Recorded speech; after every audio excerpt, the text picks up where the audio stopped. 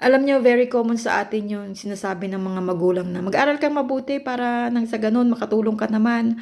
Mag-aral ka ng mabuti ng balang araw matulungan mo kami ng mga kapatid mo, ng mga tipong ganong litanya ng mga magulang. Sino sa inyo ang hanggang ngayon ganun pa rin pag magalit sa mga anak or magpangaral sa mga anak?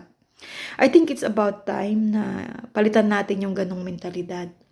Kasi sa totoo lang, hindi tayo responsibilidad ng mga anak natin.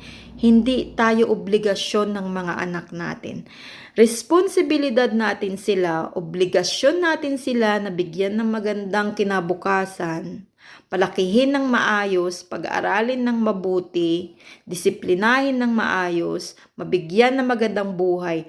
Pero hindi nila obligasyon na tulungan tayo pagtanda natin at iasa na natin yung buhay natin